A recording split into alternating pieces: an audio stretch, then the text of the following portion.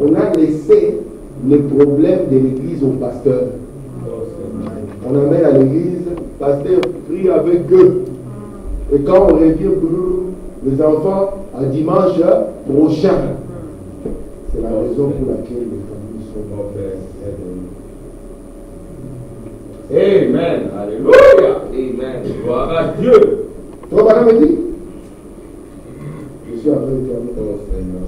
Réfléchissons à nos voix du 6 juillet 59 avec nous. Si vous n'êtes pas des chrétiens, pourquoi ne vous abandonnez pas à Christ maintenant?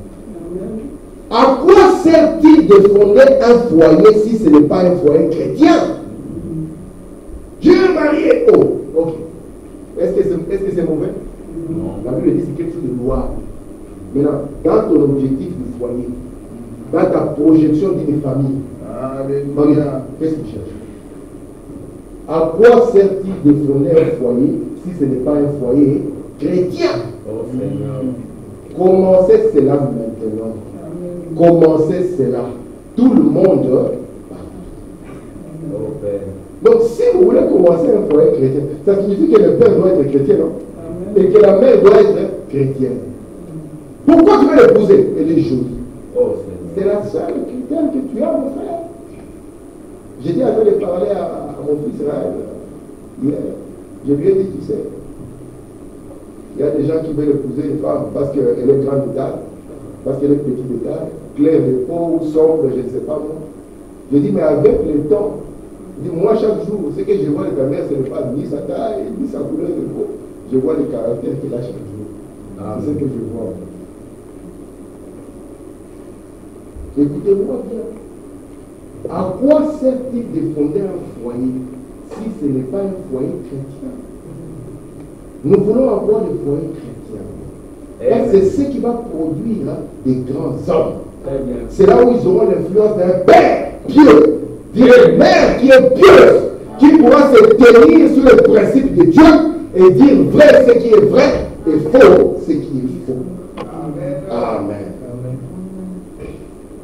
Ça, c'est ma dernière citation. Je vais dire pourquoi c'est ma dernière citation que je m'en intéresse ici. Vous allez voir pourquoi l'importance d'une famille chrétienne. Vous voyez ces enfants, Dieu a placé dans chacun de les dons. Peut-être qu'ici, on a un grand enseignant de la parole. Peut-être qu'ici, il y a un grand évangéliste. Peut-être que Kérit, ici, c'est un très grand pasteur. Amen. Gloire à Dieu. Ce sont des dons qui viennent. Alléluia. Lorsqu'on avait amené un bébé devant Provenance, c'était Joseph, c'était un enfant. Automatiquement, l'onction de Dieu est tombée sur lui. Il a prononcé des paroles sans savoir ce qu'il disait. Ce n'était qu'un enfant. Et puis il a dû écouter la bande pour comprendre ce que le Saint-Esprit a poussé à faire. Lorsqu'on avait envoyé, lorsqu'on avait amené Jésus à 8 jours au temple, c'était qu'un enfant. Mais il y avait un vieux monsieur. Alléluia. Il avait plus de 80 ans. Et qui avait dit à tout le monde, je ne mourrai pas avant d'avoir les saints de Dieu. Les gens ont dit, mais il est fou. Il a déjà 2 pieds dans la tombe. Qu'est-ce qu'il a fait de déclarer? Mais lorsqu'il a pris cet enfant, il a vu au-delà. Dieu ne voit pas les enfants. Dieu voit les dons. Il dit à Jérémie, avant que tu ne sois même formé dans le vie, je te connaissais. Alléluia. Alléluia. Et moi, j'étais établi prophète. Ne dis pas je suis un enfant, c'est que Dieu dit la parole. Maintenant, ici, Paul dit à Timothée de stimuler les dons qui étaient en lui, qu'il tenait de sa grand-mère. Les dons qu'on a vu en Timothée a traversé Élie, sa grand-mère, Élie, sa mère, et ces dons étaient manifestés maintenant dans Timothée. Parce que le Dieu de la parole ne peut pas accepter que maman Loïs soit prédicatrice. Non, ni grand-mère Loïs, ni maman Loïs, personne ne s'est béni directement. Nous voyons cela dans Hébreux chapitre 7, que Paul, parlant du paiement de la dîme, a dit que Lévi avait reçu l'ordre de Dieu de percevoir la dîme de ses frères, avait payé la dîme car il se trouvait encore dans les rêves d'Abraham. Lorsque celui-ci a rencontré Melchisédek. Écoutez la suite. Abraham, qui était son arrière-grand-père, cela lui a été imputé comme le paiement de la dîme. Donc lorsqu'Abraham a payé la dîme, c'est pas Abraham, c'est Lévi qui paye cette dîme. Et je dis maintenant, votre vie marquera vos enfants. Amen. Et cela influencera vos enfants par les exemples que vous leur montrez. C'est en cela que vous stimulez les dons que Dieu a placés en eux. Écoutez, je pense que c'est une bonne chose que nous fournissons tous les efforts que nous pouvons devant nos enfants comme des parents pieux. Donner l'exemple, stimuler les dons que Dieu a placés en eux. Amen. Pas quand tu entends une bonne voix, tu dis, je vais la mettre au champ. Et puis je vais mettre à Belgium Got Talent.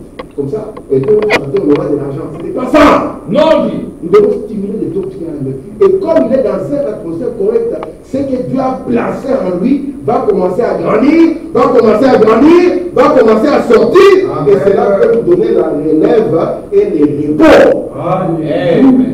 Une famille chrétienne connaît le repos. Après, les parents pourront s'asseoir, il y aura les cœurs en paix. Très bien. Les cœurs en repos. Que le Seigneur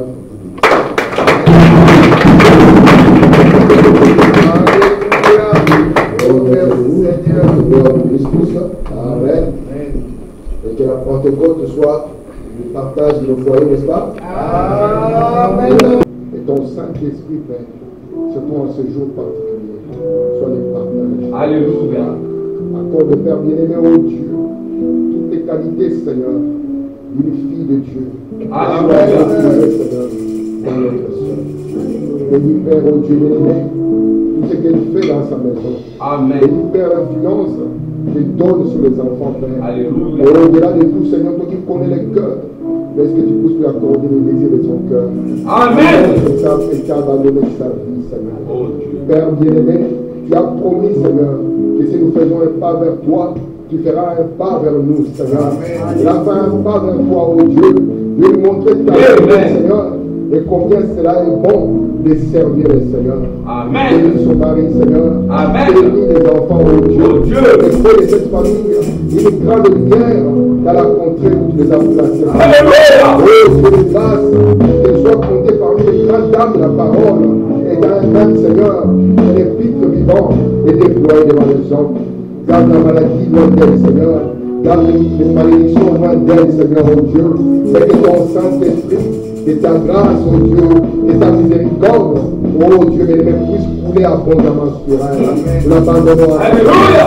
réclamant davantage de toi, oh Dieu bien-aimé, et beaucoup de bénédictions. Alléluia.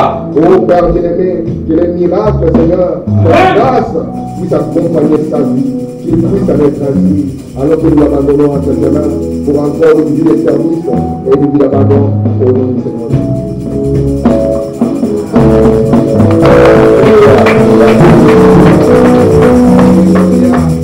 Amen. Alléluia.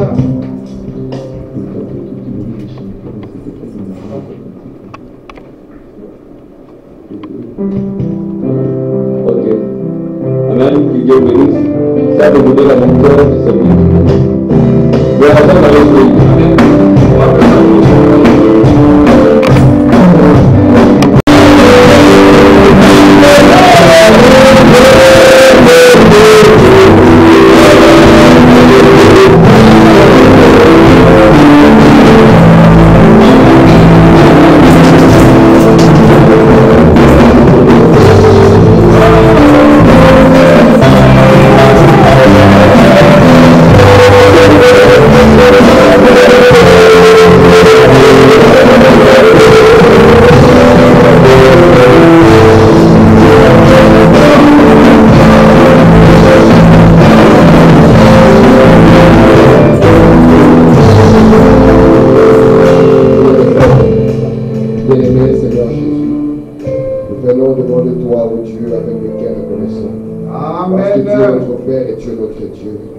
C'est toi, Seigneur, qui nous a aimés lorsque nous ne pouvions pas être aimés. C'est toi, Seigneur, qui est venu vers nous alors que, oh Dieu bien-aimé, nous n'avons aucune chance. C'est toi, Père bien-aimé, qui a lancé, Père bien-aimé, ton amour qui a produit Jésus-Christ. Et nous sommes ici, Père, pour juste te dire merci, Seigneur. Nous sommes ici, Père, pour te dire, oh Dieu, nous te sommes infiniment reconnaissants. Nous sommes ici, Père, pour te dire, Seigneur, que nous t'aimons, oh Dieu. Alors que ton peuple est venu, oh Dieu, tu ne peux pas les laisser pour rien, Seigneur. Viens avec ta parole, tu connais les besoins derrière chaque cœur. Et laisse que, Père, alors que ta parole va venir, qu'elle puisse faire du bien à ce peuple. Qu'elle puisse, oh Dieu, guérir les maladies spirituelles et physiques de ce peuple. Qu'elle puisse établir positionnement comme des fils et des filles de Dieu. Et que ta parole, Seigneur, puisse, oh Dieu, magnifier encore et glorifier dans la vie de chacun d'entre nous. Nous t'abandonnons la salle de Père, la chair au dernier devant. Aucun homme ne peut arriver à notre ici, oh Dieu. Mais nous tous, nous avons vraiment besoin de toi. Voici pourquoi nous t'invitons maintenant sur la scène. Mais l'homme de ses capacités de côté, et toi, viens au milieu de tout, Seigneur, afin que la gloire soit attirée, Seigneur. Laisse que, oh Dieu, que le nom juste soit prononcé et que la parole du royaume d'excellence soit plantée dans les cœurs de notre pays. Alléluia! Nous abandonnons la lecture de la parole, nous abandonnons le rêve du service à ton main. Nous annonçons-nous, devant ta grâce, ton onction, ta miséricorde, ta mère, tu puisses avec ta citoyenne, car c'est la parole de Jésus-Christ. Amen. Alors que nous sommes encore debout, nous allons lire la parole rapidement. Nous serons dans Galates chapitre 4. Nous allons lire le premier et le deuxième verset. Galates 4, nous ensemble. Or, aussi longtemps que l'héritier est enfant, j'ai dit qu'il ne diffère en rien d'un esclave, quoiqu'il soit le maître de tout.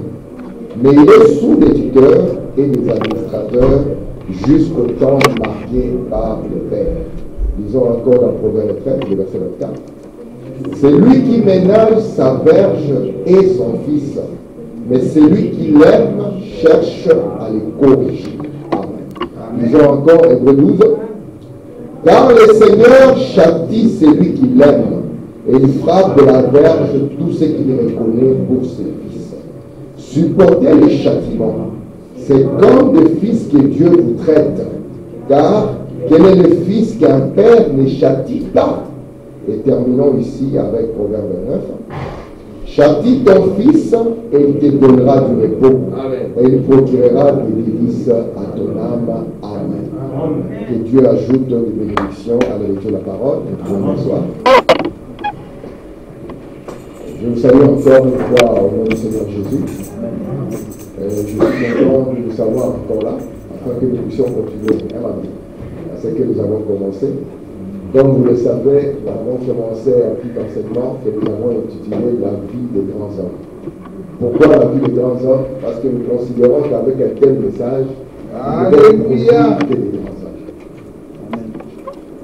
Frère Benjamin, Dieu te bénisse. Je suis content de te voir au milieu de nous. C'est ta maison ici. On a la place de tous ici. Amen. Et je vais essayer un peu de donner le contexte de Frère Benjamin pour qu'il puisse savoir ce que nous sommes en train de parler. Frère Benjamin, il n'y a rien sur la terre qui soit précieux plus que la vie. Si on te propose un tel montant, donne le montant pour qu'on puisse t'égorger, tu verras que ta vie n'a aucun montant. Parce que la vie, lorsqu'on a tout son sens, il n'y a rien qui puisse valoir la vie. Or, la chose précieuse qu'on appelle de la vie, il n'y a personne qui est capable de dire qu'il peut la contrôler. Nous avons une chose précieuse, elle est très précieuse, et personne ne peut dire qu'il contrôle sa vie. Nous ne savons pas quand est-ce que notre vie peut nous être retirée. Mais c'est une chose très précieuse. Voici pourquoi, si j'étais un milliardaire, que je t'ai donné ma carte de banque en te disant, fais-en ce que tu peux, c'est sans limite, tu serais un homme insensé si tu la gardais en poche sans en faire quelque chose.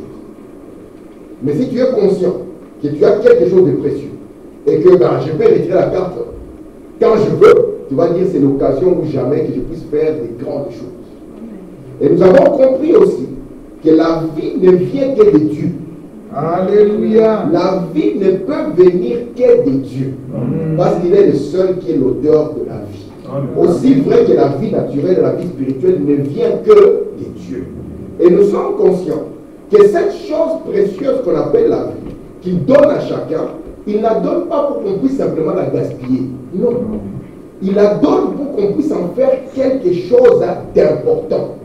De sorte que même si notre vie s'arrête maintenant, que nous puissions dire, Seigneur, de cette chose précieuse que tu m'as donnée, qu'on appelle la vie, voici ce que je fais.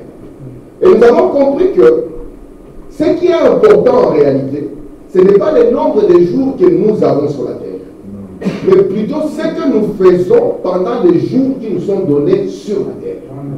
Jésus est considéré comme le plus grand des hommes. Ce n'est pas parce qu'il a vécu longtemps.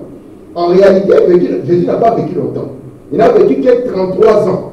Mais ce qu'il a fait durant ces 33 années a impacté tellement le monde que nous voulons aussi marcher sur les mêmes traces. Parce que lorsque nous parlons des grands hommes, moi Benjamin, aujourd'hui un grand homme c'est celui qui a l'argent. C'est ce qu'on va dire, voici un grand monsieur. Mais ici nous sommes en train de parler selon le langage de Dieu. Alléluia. Parce que Jésus n'était pas celui qui avait l'argent. Lui-même dans la parole il dit quoi? Il dit le renard de Daniel. Mais le Fils de l'homme n'a pas de vie. Et quand Jésus a formé les disciples après lui, c'était aussi des grands hommes, parce que toute la Bible en réalité, ce n'est que la vie des hommes. Mais les hommes qui ont marché avec Dieu, vous devenez grand, c'est quand vous marchez avec Dieu. Vous n'êtes pas grand en dehors de Dieu, peu importe ce que vous avez. Nous avons vu par exemple un homme comme Pierre dire à un infirme, je n'ai ni or ni argent. Mais Pierre était un grand homme. Mais j'ai quelque chose de lui. Et ici aussi, nous venons pour que nous devenions aussi des grands hommes. Parce que nous devons marcher sur les mêmes traces que le Seigneur Jésus. Amen. Et le modèle que nous allons avoir, vous savez, dans la vie, pour que nous puissions réussir, nous devons apprendre le modèle chez Dieu lui-même. Parce que aussi longtemps que nous prenons le modèle chez Dieu, alors nous sommes certains que nous marchons dans le succès. Amen. Et nous avons compris que cette chose précieuse qu'on appelle la vie, Dieu l'a confiée à un être. La première personne à qui Dieu confie la vie, c'est la maman. Vous le croyez? Amen. Mais vous allez voir que Dieu, dans tout ce qu'il fait, il est fait dans un certain ordre. Dieu est le premier d'abord à être un parent. Est-ce que vous le savez? Amen. Parce que la Bible dit au commencement, Dieu créa les cieux et la terre. Mais si vous prenez la tradition originelle, elle vous dira au commencement, Elohim créa les cieux et la terre. Et qui est Elohim? Elohim est celui qui existe par lui-même. Celui qui n'a pas été créé, mais il existe par lui-même. Et Elohim, il va devenir Jéhovah. Qu'est-ce que signifie Jéhovah? Ça signifie Dieu avec sa famille. Donc le premier à être père, le premier à avoir une famille, c'est Dieu lui-même. Et si nous voulons nous aussi réussir, même au niveau de nos familles, nous devons premièrement regarder comment Dieu a conduit sa maison, comment Dieu a conduit sa famille, et que nous aussi, nous puissions conduire nos maisons et nos familles de cette manière-là. Vous savez que Moïse, tout ce qu'il faisait, il prenait pour modèle ce que Dieu lui montrait. Il n'a pas construit le tabernacle selon ses pensées, mais la Bible a dit fais-le selon le modèle que tu vois. Jésus, lorsqu'il était sur la terre, il ne faisait rien de lui-même. Il prenait le modèle chez son père. Le fils ne fait rien, mais il ne voit que, premièrement, ce que fait le père. Et nous aussi, Paul nous a dit quoi? Soyez mes imitateurs. Non pas parce que moi je suis Paul, mais parce que moi aussi je prends le modèle sur Christ. Amen. Et c'est pour cela que la dernière fois nous avons compris que quand Dieu amène une femme, la manière dont la vie devrait commencer, parce qu'aujourd'hui nous sommes dans un monde perverti, la manière dont les choses devaient commencer, Dieu a créé le premier couple sur la terre. Il a créé un papa et une maman. Amen. Amen. Nous sommes des descendants. Alléluia. Et le père c'était Adam. Et la mère c'était Ève. Et vous allez voir que Ève est celle qui devait porter la vie. Et nous avons eu tout le temps ici de montrer la responsabilité de la maman. La maman a une responsabilité incroyable dans ce que sera un homme. Parce que nous sommes en train de parler de la vie des grands hommes. Nous avons pris pour modèle la maman de Moïse. Nous ne pouvons pas parler de Moïse sans voir l'impact de sa mère dans sa vie. Ce que ces enfants seront, c'est ce que les mamans auront fait d'eux. Et Frère Branham me dit, nous pouvons parler de John Wesley, ce grand homme qui a sauvé le monde en son temps. Pourquoi? Parce qu'il a eu une maman qui craignait Dieu. Et je vais vous dire, mes enfants, que la merveilleuse chose que vous pouvez avoir sur la terre et pour laquelle vous devez remercier Dieu, c'est avoir une maman pieuse qui craint Dieu et qui vous parle de Jésus. Amen. Est-ce que ça va jusque là? Alors nous avons vu que pour que la vie vienne, cela devrait commencer par le mariage. Vous voyez ça? Est-ce que vous le croyez? Amen. Nous ne prenons pas aux unions libres. Ce n'est pas la volonté de Dieu. Ce n'est pas la manière de faire de Dieu. C'est Dieu qui a commencé par un homme. Et il a pris cet homme, il lui a donné une femme. C'est pour cela que le mariage appartient à la maison de Dieu. Le mariage, ce n'est pas un garçon qui croise une fille dans une rue et lui dit viens, on va cohabiter. Cela n'existe pas dans la volonté de Dieu. Vous voyez, le mariage, ce n'est pas deux personnes. Le mariage, c'est trois personnes. C'est Dieu, l'homme et la femme. Amen. Si vous mettez Dieu de côté, attendez-vous à voir la catastrophe. Vous devez être certain que dans votre maison, Dieu est dedans. Frère Branham me dit, souvenez-vous que Jésus habitait chez Lazare. Et un jour, Jésus a quitté la maison de Lazare. Il dit, lorsque vous laissez Jésus quitter la maison, sachez que les problèmes sont déjà sur la route. Attendez-vous à ce que les problèmes arrivent. Aussi longtemps que Jésus était avec Lazare, Lazare n'était pas malade. Mais quand Jésus a quitté cette maison, la maladie et la mort sont arrivées. Voici pourquoi lorsque nous parlons du mariage, le mariage ce n'est pas juste aller voir quelqu'un. Non, soyez plus intelligent que ça.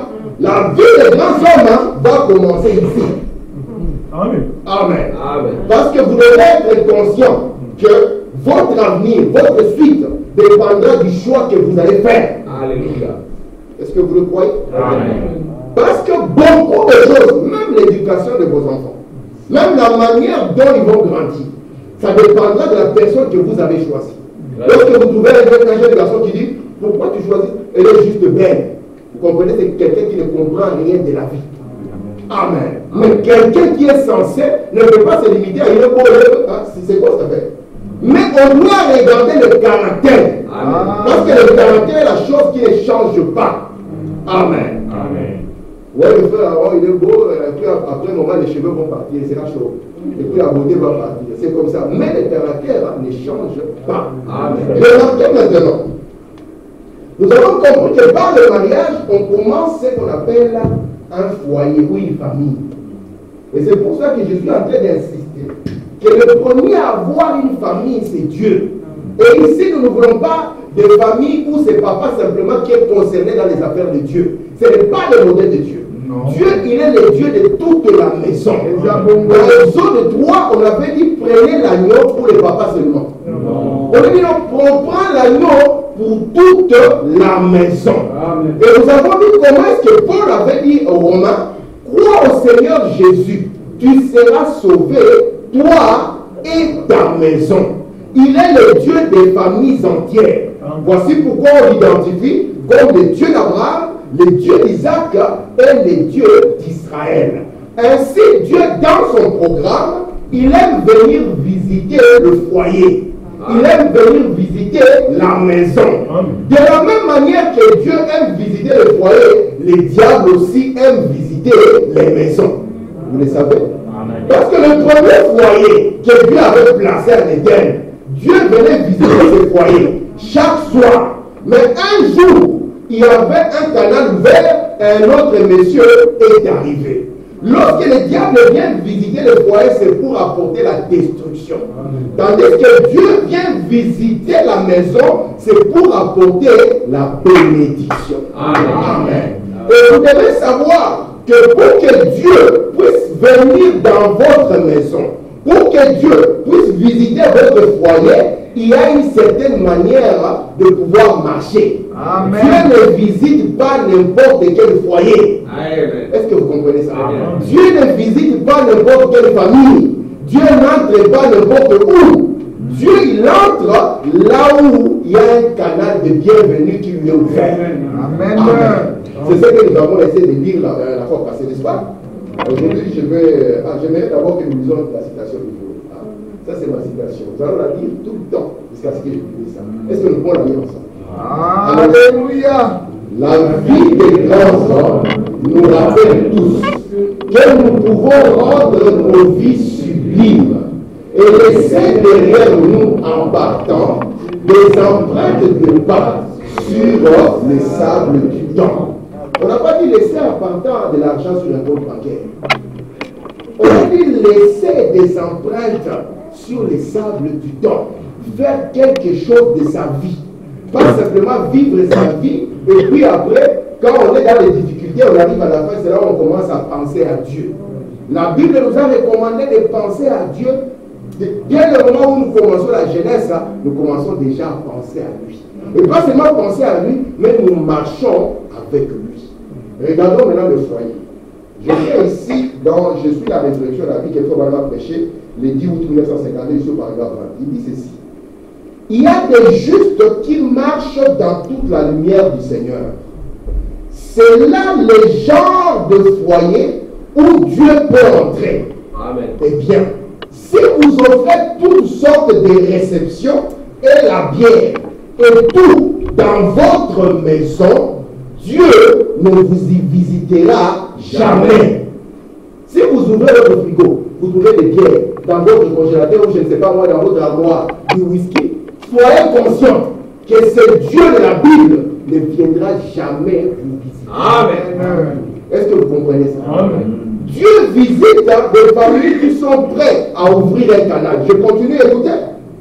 Mais si vous avez un foyer qui est nettoyé, qui vit pour Dieu, dans la prière, vous les parents qui disent à la famille, venez, nous allons prier. Amen. C'est ce genre de famille que Dieu aime. Amen. Si vous voulez que Dieu vous visite chez vous, ayez le temps pour prier. Ayez le temps pour parler de Dieu. Lorsqu'on parle de Jésus, c'est là où Jésus vient. Le sur le chemin de la rue, il parlait de lui. Et lorsqu'on parle de lui, lui aussi arrive. Regardez la suite. Il dit, la Bible ouverte est tachée de quelques larmes. Donc, pas une Bible qui a pris la poussière, un livre qui est caché au loin là-bas, mais un livre qu'on lit tous les jours. La me dit, un chrétien devait lire au moins un chapitre de la Bible chaque jour. Amen. Regardez la suite. Dieu peut vous visiter.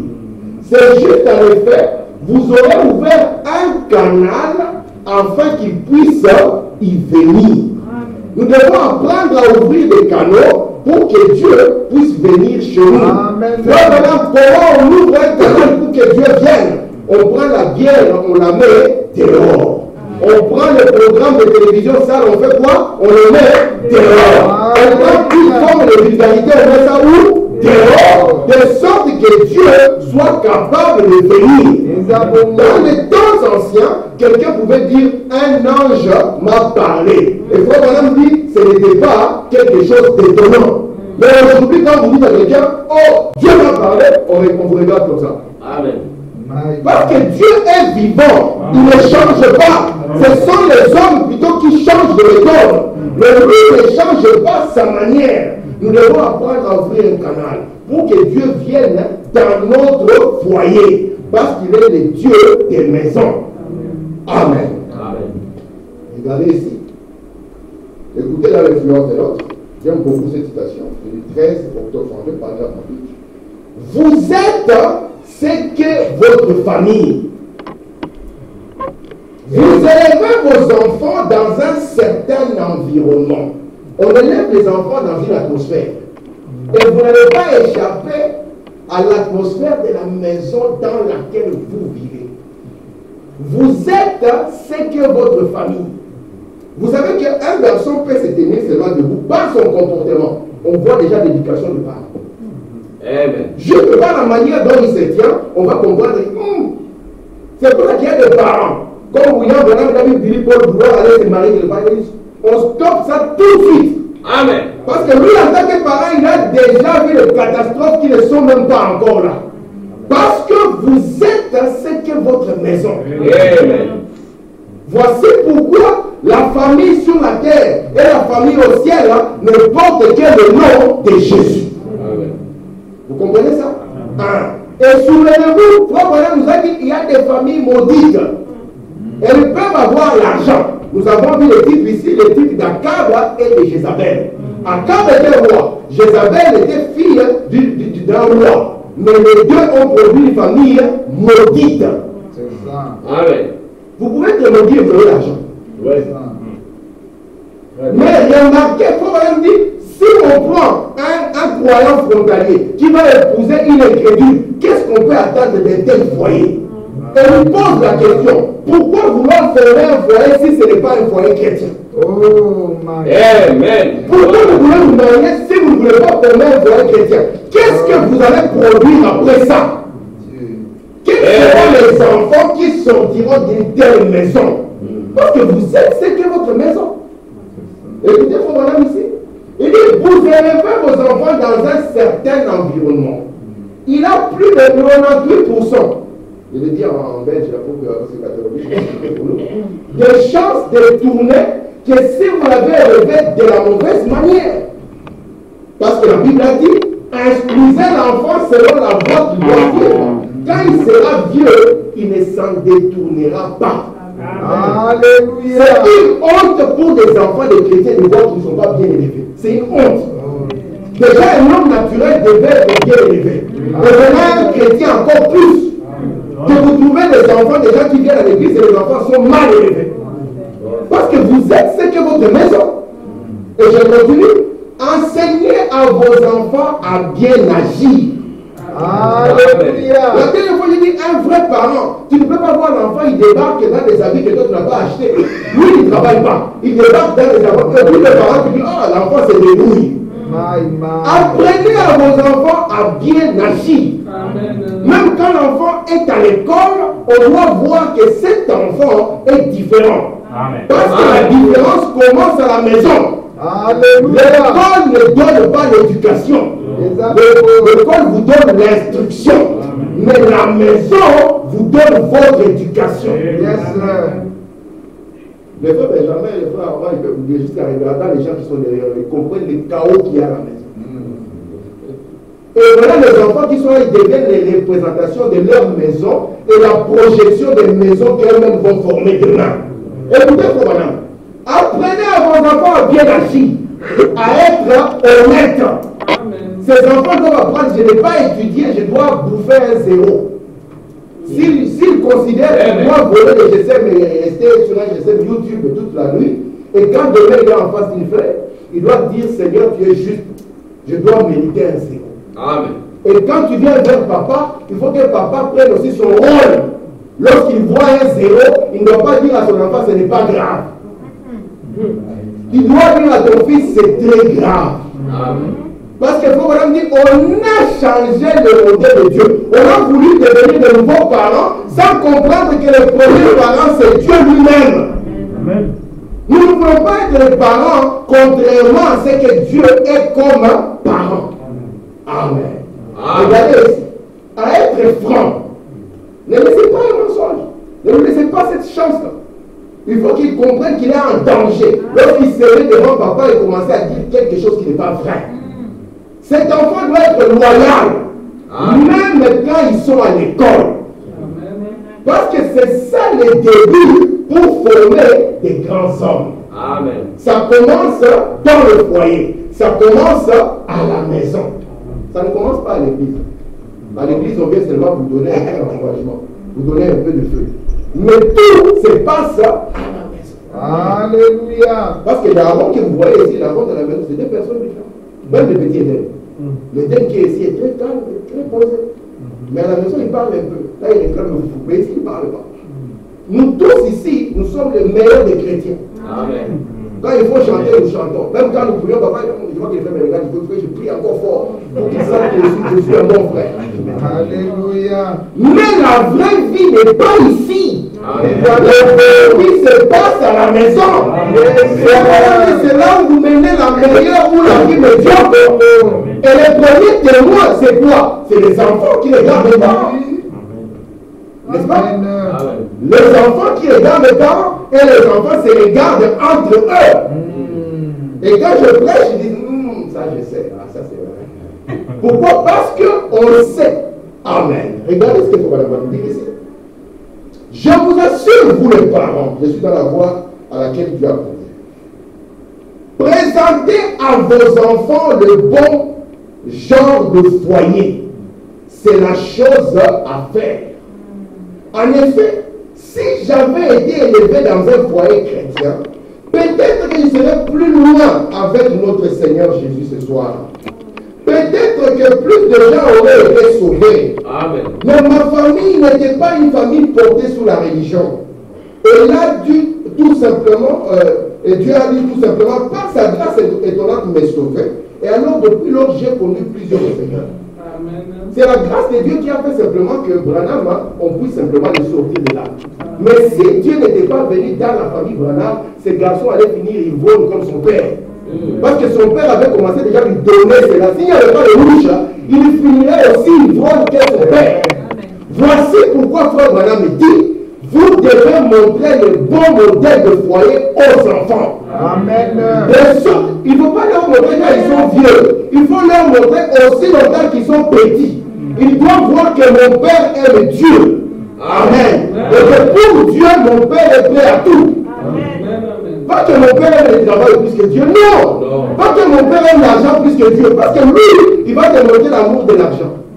Si tu penses que toi, tu vas montrer que tu aimes l'argent, lui te montrera. Nos enfants sont appelés à aller plus loin que nous. Si nous leur montrons le premier degré de mondialité, et ils vont nous montrer la finalité de la mondialité. Vous comprenez ce qu'il faut dire? Amen. Est-ce que vous le croyez? Amen. Regardez ici dans l'influence. Frère me dit, d'être le modèle pour nos enfants.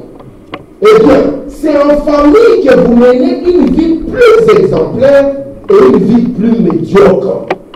N'est-ce pas que c'est vrai? Amen. Quoique les enfants n'agissent peut-être pas très souvent tel qu'ils voient, mais ils voient cela. Ne pensez jamais qu'ils ne le voient pas, car ils observent. Il n'y a pas que les enfants qui observent, mais le voisin aussi observe. Frère Branham va plus loin. Il dit beaucoup de gens refusent de venir à l'église. Il dit, vous savez pourquoi? Parce qu'ils ont tellement vu avec les familles chrétiennes. Oh Seigneur. Je vous posterai la citation. Il dit, ils ont tellement vu des chocs et des chocs. On est toujours à crier, je vais à l'église. Mais après, qu'est-ce qu'on produit? Parce qu'il n'y a pas que les enfants qui nous voient. Amen. Les voisins aussi, ils nous regardent. Tout le monde a les yeux rivés sur nous, surtout qu'il sait que nous prions. Les frères Benjamin regardent le frère Aaron. Si frère Aaron commence à lui montrer la magouille, là, tu vois, tu vas entrer, regarde comment on va faire. C'est terminé. Il aura beau dire, je suis pasteur. Mais lui, dans son cœur, il connaîtra la suite. Gloire à Dieu. Amen. Donc, ce n'est pas ici où nous voulons voir la vie des frères Aaron. La vie des frères Aaron, il va le montrer à Benjamin à l'école. Lorsqu'il sera en face de plusieurs situations. C'est là où on va voir l'amour de Dieu qui se trouve en lui. Amen. Et c'est ça ce qui lui parlera plus que toutes les explications qu'il pourra donner au travers de la Bible. Alléluia. Est-ce que vous comprenez? Amen. Amen. Amen. Je vois ici dans maintenant, là je vais entrer maintenant dans l'école de vie. Ça c'était juste pour vous rappeler. Je commence par l'école de vie. Je prends ici dans le résumé. Comme on a prêché ça dans le 8 avril 1962. Je suis au paragraphe 47. Je crois qu'il faudrait me changer la publicité. Comme on a dit ceci.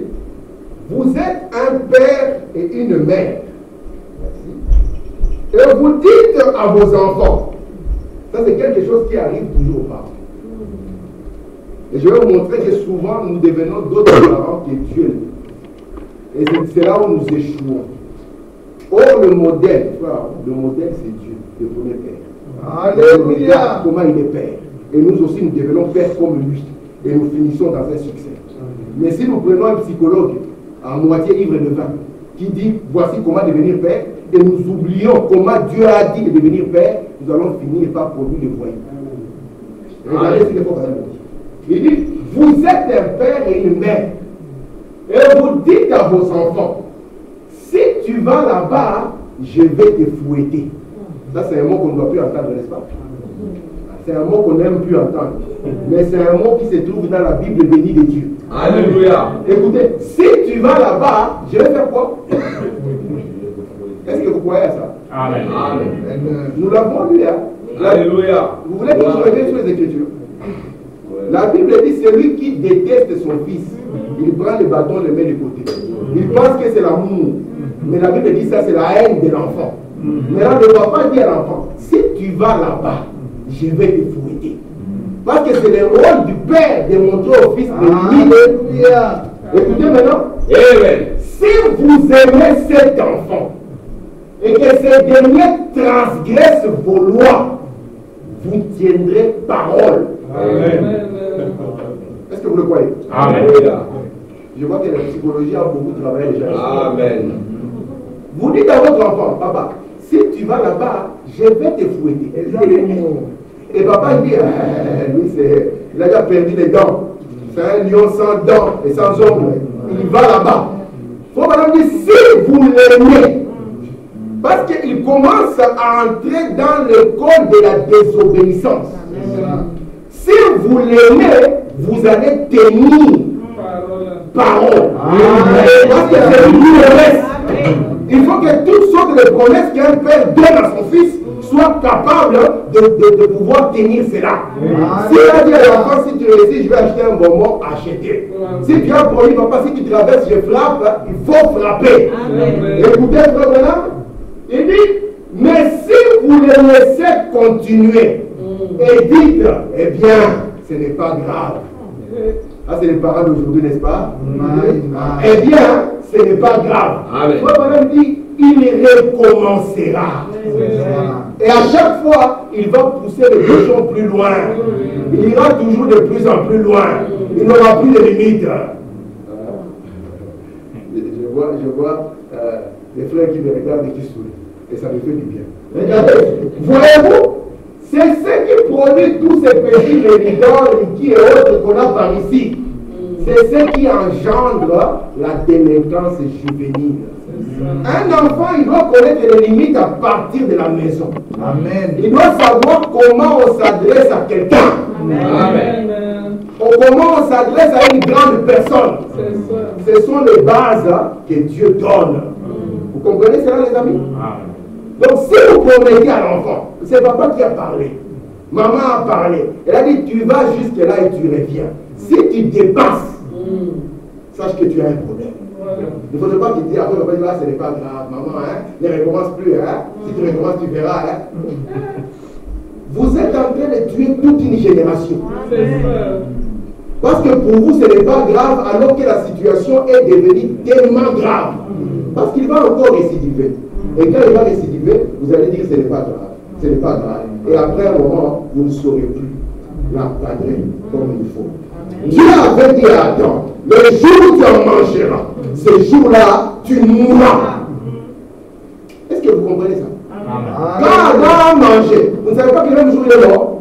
Il est mort le même jour. Parce que la mort dont il est question, c'est la séparation. Dieu s'est séparé de lui. Et il a même mis Adam à la porte. Parce qu'il est un père. Et il doit tenir ses promesses. Est-ce que vous le croyez? Amen. Combien de parents veulent tenir les promesses? Alléluia. Papa, si... Non, ici en Europe, je vais appeler toi-même, je mets le téléphone à l'enfant. Appelle déjà vite. Je vais appeler la police. Appelle.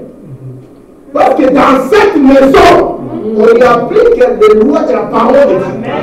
Et lui doit tellement avoir confiance en toi qu'il n'aura même pas l'idée de dire que je vais appeler. Il dira que papa est juste. Parce que je ne vais pas écouter. Amen. Je vais continuer? Amen. Le prophète dit, écoutez, dans pourquoi nous ne sommes pas une dénomination. Instruire l'enfant, c'est l'enfant. Selon la voie qu'il doit suivre. Quand il aura grandi, il ne s'en détournera pas. C'est vrai.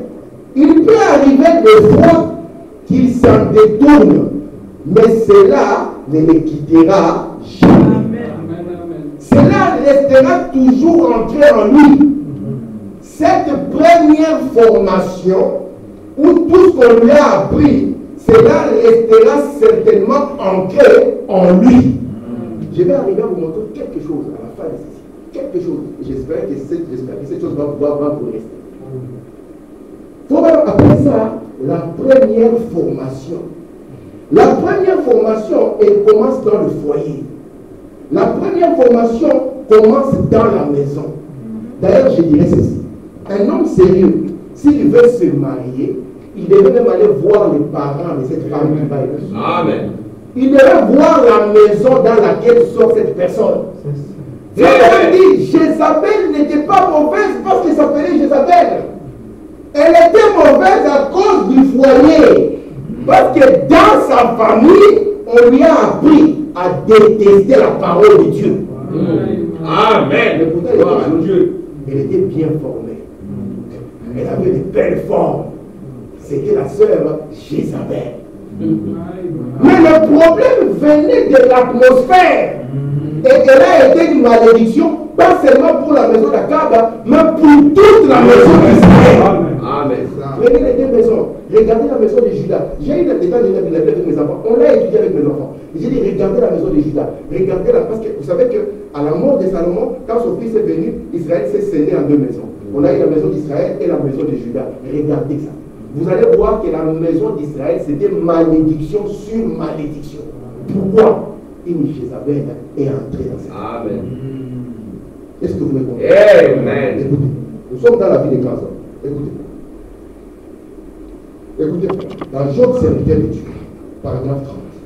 Ils ont besoin d'une petite formation d'enfants. C'est vrai. C'est le problème qu'a le monde aujourd'hui. Donc il y a un problème que le monde a aujourd'hui. Parce qu'on ne forme plus l'enfant. On aime maintenant l'enfant roi. Un jour, moi, je suis entré dans une maison de croyants. Le papa et la maman sont censés être des croyants. J'ai écouté la musique rap dans la maison. Oh non. Et la maman, elle ne sait plus où faire. Elle dit, descendez le volume. Oh. Dans la minute qui descend, il faut casser même la radio. Amen. Amen. Comme ça, il va comprendre où il se trouve. Amen. Aujourd'hui, ce sont les enfants qui mènent les parents. Vous comprenez ce que je suis en train de dire? Amen. Et en cela, les parents sont coupables. Quand vous voyez les enfants mener les parents, c'est que les premiers voyous, ce sont les parents. Or, ici, nous parlons de la famille selon le modèle de Dieu. Amen. Est-ce que vous le croyez? Amen. Écoutez, je continue. C'est le problème qu'a le monde aujourd'hui. La raison pour laquelle on a tant de délinquance juvénile dans le naturel, donc ça signifie qu'il y en a aussi dans le spirituel, nous avons besoin d'une formation d'enfants. Je pense que c'est parce qu'il y a beaucoup de délinquance des parents. Amen. Est-ce que les parents délinquants peuvent produire un enfant formé? Non. Alors réfléchissons avant de dire que nous allons nous marier. Parce que si tu tombes, vous savez, il est plus facile de déraper que d'amener celui qui a dérapé sur le bon chemin. Si vous prenez un homme bon avec une femme mauvaise ou une femme mauvaise avec un homme bon, il est plus facile que l'autre devienne mauvais. Plutôt que l'autre puisse être dérapé. Maintenant, écoutez la suite. La suite de cette citation. Mon papa, quand on parle de son papa, il n'était même pas chrétien. C'était un papa normal, donc dans la vie naturelle d'un père responsable. Papa était Yvonne, menté. Mon papa croyait vraiment dans cette formation de l'enfant. Écoutez ce qu'il faisait. Il avait une baguette au-dessus de la porte. Écoutez, une lanière était suspendue au mur. Nous savons ce que cela signifiait. C'est vraiment dommage. C'est comment? Que nous soyons éloignés de cela. N'est-ce pas? Il dit oui, la formation de l'enfant. Vous savez, aujourd'hui, l'enfant entre dans le magasin. Tu lui dis, bébé, je vais t'acheter la voiture. Il tape du pied. Il crie, je veux le camion. Il dit, bébé, si tu ne veux pas, alors tu n'auras rien. Il pousse les cris. Et toi, on dit, calme-toi. Non, il pousse encore. Et papa dit, c'est pas grave, on va acheter les camions. Ça, c'est les parents d'aujourd'hui. Et frère Branham me dit, Un enfant qui a reçu tout ce qu'il a toujours voulu, il dit ça, c'est quelqu'un qui va faire souffrir quelqu'un d'autre dans la vie. Amen.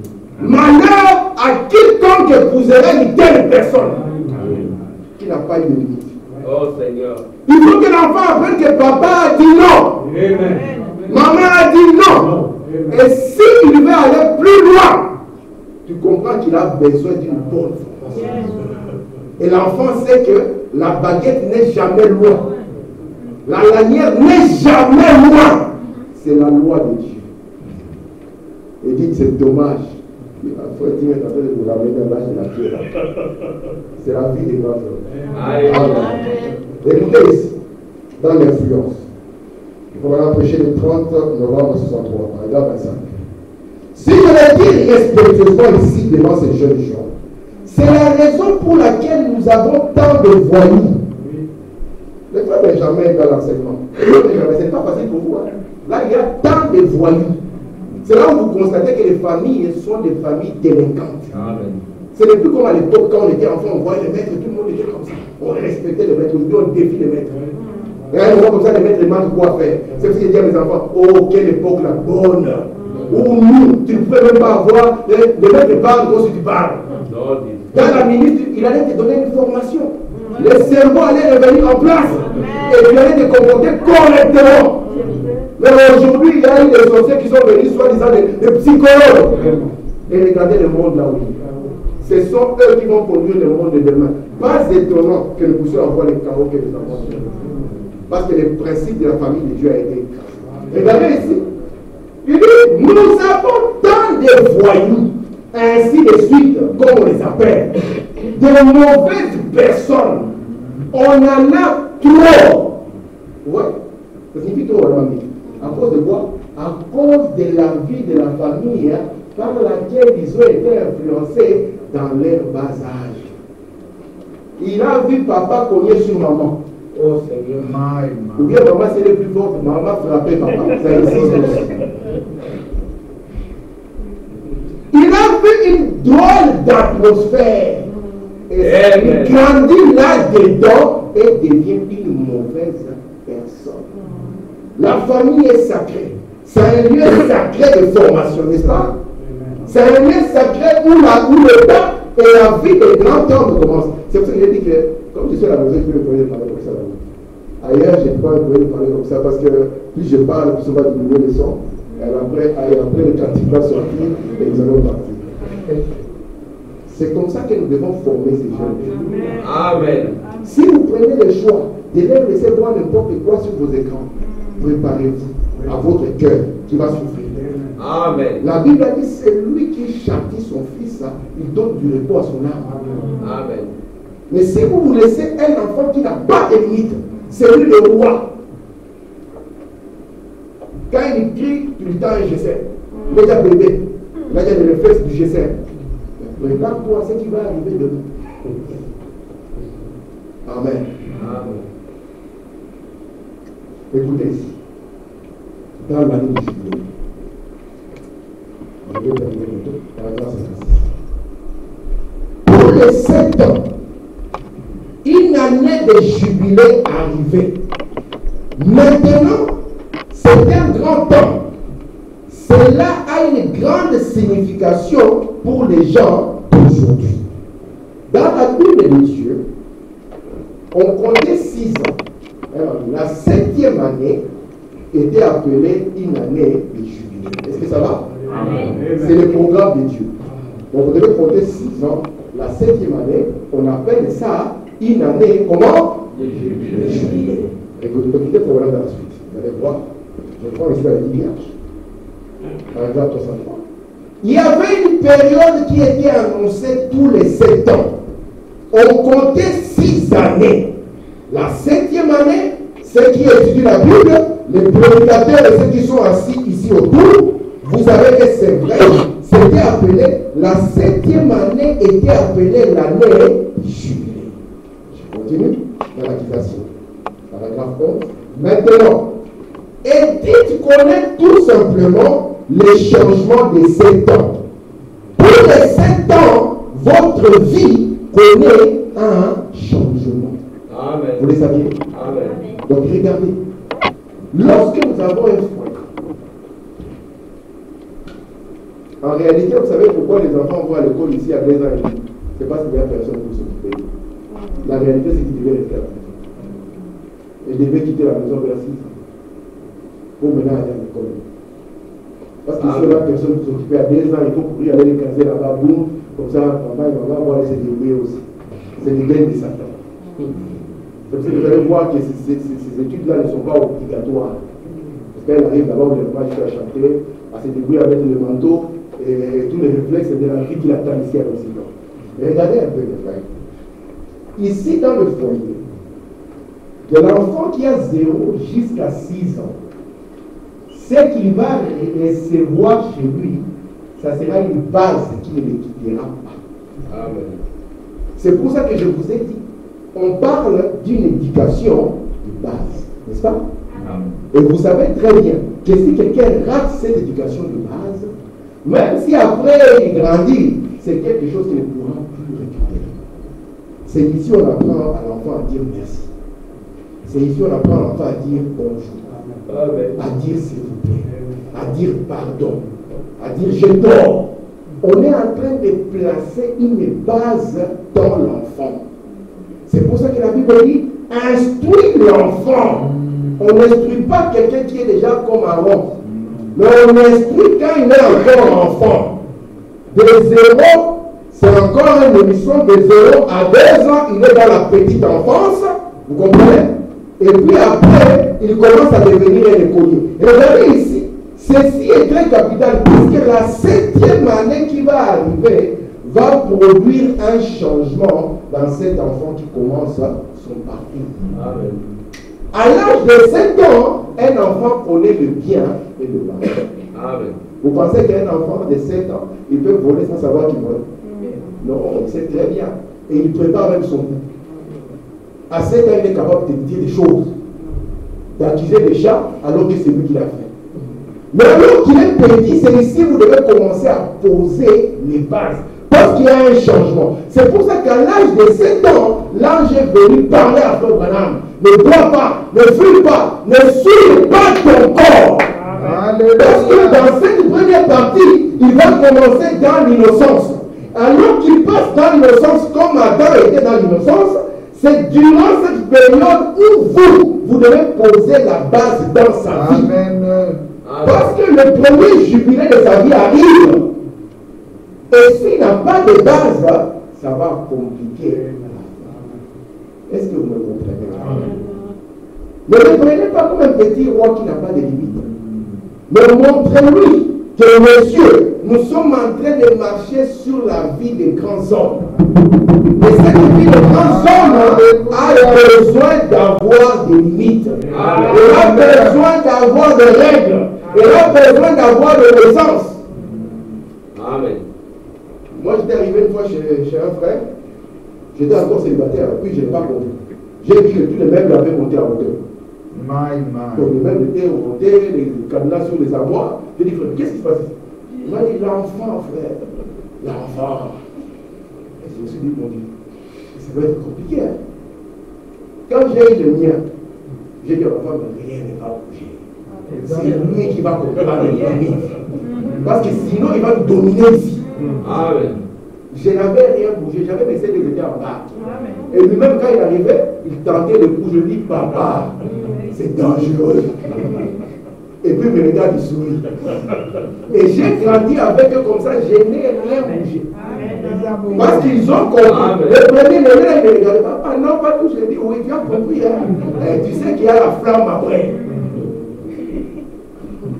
Parce qu'un enfant qui ne grandit pas sans limite, Dieu, nous en tant que enfants, il nous montre les limites. Il nous dit que tu veux quelqu'un visiter ton foyer. Pas de bière. Tu choisis soit la présence de l'ange, soit la présence de la bière. C'est ton choix. Mais ici, il n'a pas encore le choix. D'accord? Ici, c'est nous qui commençons à mettre le base pour qu'il puisse faire le bon choix. Vous n'allez pas laisser l'enfant comme ça. Oh, papa, fais comme tu veux. Mais non! Fais comme tu veux, comment? Ici, tous les coups ne sont pas permis. Nous avons nos limites, n'est-ce pas? Amen. J'ai terminé dans 3 minutes. Regardez ici. Il faut pas me dire, écoutez. L'être humain connaît deux changements dans sa vie. Il connaît un changement en passant de l'étape d'un garçon à celle d'un homme. Et celle d'une femme, d'une fille à celle d'une femme. Il y a quoi? Dans la première partie de la vie d'un homme, il y a ce qu'on appelle la croissance. Amen. Vous allez voir nos enfants, comme Bogota, lui peut chausser par exemple, aujourd'hui il chausse même plus que moi. Alors il avait commencé à 37, 38, 39, mais papa, maman, même si vous allez 10 ans après, papa, maman, tu choses, tu combien? Et là toujours, je suis dans la même taille que j'ai. Parce que après la croissance vient la maturité.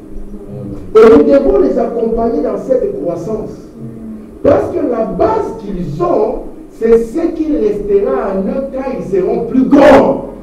Est-ce que vous comprenez ça? Est-ce que vous croyez ça? C'est ce qui restera en eux quand ils seront plus grands. Il ne faut pas attendre quand il a l'âge de Patrick pour commencer à lui dire, frère, il faut aimer le Seigneur. C'est toi qui dois nous montrer comment on aime le Seigneur. Alléluia. Quand il s'agit des choses de Dieu, Patrick, on la laisse du tout. On va maintenant adorer. Vous voyez ça? Et lorsqu'il va grandir dans cette base, même s'il va traverser une période de folie et de turbulence, on va y arriver, cette chose-là ne les quittera jamais.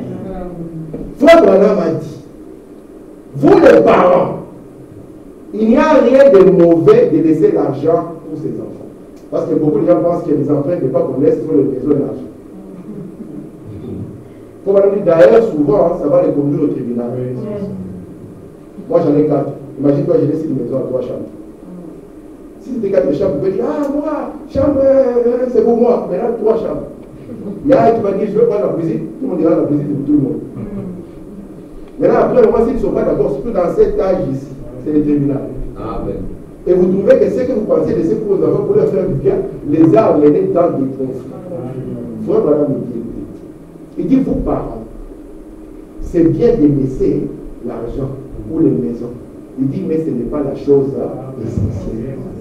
Il le dit dans les mémoires de Dieu. Je disais encore ça hier. Il dit, c'est bien, mais n'oubliez pas la chose essentielle. Amen. Il dit, la chose essentielle, c'est la parole de Dieu. Alléluia. Parce que c'est ce qui permettra qu'on puisse le voir après cette vie. Amen. Et écoutez ce qu'il dit lui-même. Il parle maintenant de ses enfants. Il dit, après avoir vécu comme j'ai vécu devant eux. Amen. Après avoir vécu, on n'a pas vu papa est où? Alors c'était samedi soir, papa lui aussi, pourquoi s'il reste toujours coincé, il est parti aussi dans un bistrot. Frère du message. Amen. La vie là appartient aux autres. Ici, nous parlons de la vie des grands hommes. Un grand monsieur ne peut pas dans un bistrot autour d'une bière. Ça, ce sont des petits messieurs dans une petite vie. Sans la parole de Dieu. Mais un grand monsieur, il a le temps de s'occuper de ses enfants. Amen. De prier avec eux, de regarder où ils en sont, de leur dire la vérité de la vie. Amen. Est-ce que vous croyez ça? Amen. Est-ce que vous le croyez? Amen. Je vais dire encore ma dernière citation du jour. Écoutez. Nous pensons qu'ici, je considère les changements des âges. Depuis les petits nourrissons, pétant sur le genou de leur mère, jusqu'aux garçons qui vont en école. Ensuite, les adolescents. Ensuite, les personnes d'âge moyen. Ensuite, les personnes âgées. On va étudier tous ces niveaux d'âge. N'est-ce pas? Amen. Amen. Je me souviens, moi, quand j'étais enfant, mon père pouvait juste me regarder. Il y a des gens, mon père me regardait seulement avec un regard. Cela suffisait pour qu'il traverse toutes sortes d'aventures. Mais aujourd'hui, le papa peut regarder l'enfant. C'est le papa qui regarde, il ouvre les yeux comme il peut. Et l'enfant est complètement dans cette affaire. Amen. Parce que la base n'est pas. Amen. Ça produit. Parce qu'en fait, la société, la vraie cellule de la société, c'est la famille. Et ce que vous voyez ici ne montre qu'une image des familles. Frère Branham me dit, mon papa croyait à la formation de l'enfant. La formation, ce n'est pas seulement prendre les bateaux et courir devant lui. La formation doit commencer par ton propre modèle, par ta propre vie, par les propres lois de Dieu auxquelles toi-même tu es soumis. Amen. Mais si tu viens maintenant avec des bâtons pour appliquer une loi que toi-même tu n'observes même pas, ça servira. De 0 à 6 ans, Dieu attend de vous que vous puissiez mettre une base. Et la première base qu'un enfant de 0 à 6 ans doit savoir, c'est Dieu. Amen. Ce genre d'enfant de 0 à 6 ans, s'il va à l'école, comme on dit que c'est le jour du carnaval, ce jour-là, il va venir en cravate et en costume. C'est quoi ton personnage? Il va dire, c'est frère. Amen. Amen. Mais je vous dis, c'est la vérité. Amen. Moi, je connais l'enfant. Il était à cet âge. Quand tout le monde était au carnaval, Batman, Superman, ou je ne sais pas, policier, lui, il est venu en costume. Maintenant, le prof n'a pas compris. Toi, c'est qui? Il a dit, c'est Frère Guido. Frère Guido était leur pasteur. Amen. Gloire à Dieu. Très bien. Amen. Alléluia. Parce que c'est ça la base. C'est un enfant qui doit avoir un temps, il prend le micro. Il commence à crier tout seul dans la maison. Parce qu'il a déjà une influence. Amen. C'est là où si un enfant de 0 ans, il commence déjà à vouloir rapper, qu'est-ce que nous allons entendre? Oh Seigneur. Il rêve d'avoir des cheveux de 0 à 6 ans. Qu'est-ce que nous allons entendre? La base est posée ici parce qu'il y a un changement qui arrive à l'âge de 7 ans. Voici pourquoi Jésus, le pas né étant une grande personne, Jésus est né étant un bébé. Pourquoi? Pour qu'il puisse marcher avec nous dans chaque étape de la vie. Lorsque nous allons arriver à l'âge de 6-7 ans, je vais vous lire ce que Madame me dit et vous serez étonnés. Il faut qu'un enfant de cet âge puisse sentir déjà la pression de Dieu dans son cœur. La pression de Dieu dans son cœur. La pression de Dieu dans son cœur. Et il ne peut le sentir que s'il y a l'atmosphère qu'il faut dans la maison.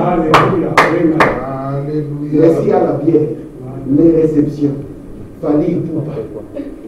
Oh Seigneur. Lui, il est né ici, il va connaître ça comme vous. Il ne connaît aucune chanson de Dieu. Il connaît tous les joueurs de Barcelone. Et vous vous attendez à quoi? À ce qu'un ange vienne nous dire, j'ai répondu à vos prières. Frère Madame nous dit, je termine là. Il dit, Zacharie était dans le temple. Il avait prié depuis longtemps. Satan est libre. C'était un samedi soir aussi. Zacharie était dans le temple. Il n'était pas dans les boîtes de nuit, sous les lumières. Alléluia. Et là, il a vu un ange. Alléluia. Il a dit, ta prière a été exaucée. Cela commencera avec des familles fortes. Qui craignent le Seigneur, qui ont la Bible ouverte et qui peuvent dire, Seigneur, c'est toi ou rien. Amen. C'est toi ou rien. Que le Seigneur vous bénisse.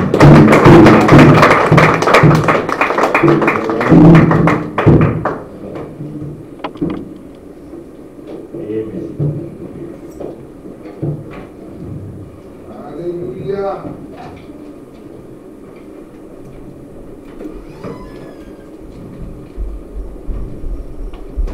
Merci Seigneur. Amen. Gloire à Dieu. Merci pour le Seigneur.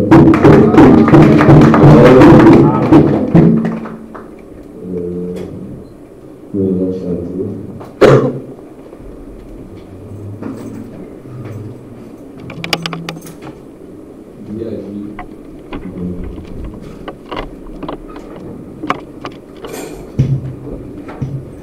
Amen. Amen. Que c'est nous toujours, afin que nous puissions réussir dans tout ce que nous allons entreprendre. Amen. Et que ces paroles ne puissent pas s'éloigner de vous. Amen. L'éduquer les nuits des jours. Et l'ange viendra te dire, Patrick, Dieu a exaucé tes prières. Amen. L'ange va vous visiter. Dieu parle. Dieu est parole.